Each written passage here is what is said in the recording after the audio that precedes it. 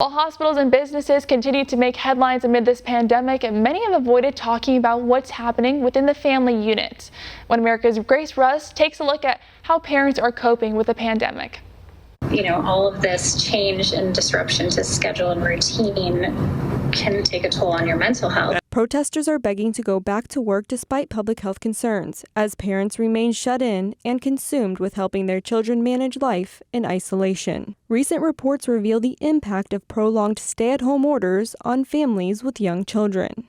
Research finds single mothers and caregivers are having the hardest time coping with heightened public health concerns and quarantine orders. Texas tattoo artist Marianne Resendez says she had no choice but to leave her home to get groceries, and being a single parent, she had to bring her 10-year-old daughter with her. She describes how a seemingly easy task turned into a stressful outing from the moment they stepped out of the car. We had to go. I had no other choice. Spraying everything down, even the shopping cart, and getting her in the truck and putting her in the cart without her touching the ground. And I was exhausted. I told her, you know what, I'm putting a sign, because I had seen that a lot of parents were being shamed and being, having their kids there. Parents have been forced to wear many hats during these unprecedented times, even those working full-time at home who are simultaneously helping their children continue their virtual education. Jessica Elabaldi, a health communication specialist with the CDC and mother of 3, says it's all a balancing act. We're working, 12-hour days, 6 days a week. And so trying to balance that with kids, and then having the schools try and figure out the virtual learning,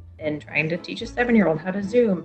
Meantime, children are facing challenges of their own, many being too young to wrap their minds around the reason for all of the changes. 11-year-old Katie Hartman says as someone who has experienced childhood depression, she can relate to the isolation many of her peers are going through. To help them cope, she created a video series she calls By a Kid for a Kid, where she talks about her own struggles. Hartman's mother also shares her own quick tip on how to provide for young ones during a time of heightened emotional stress. A quick, easy one that we've learned over the years is just to name a feeling that you're feeling right in that moment, and then you can expand on it or not. But I think just even naming something sort of gives it less power if it's something negative. Moving forward, mental health professionals are urging Americans who are finding life too overwhelming during times of financial hardship and heightened levels of anxiety to get help. Child psychologist Emily King says by seeking professional help, parents and kids are given a safe place to talk and are given tools they can use to better cope with this new way of life. Grayce Rust, One America News. Want to see more videos like this?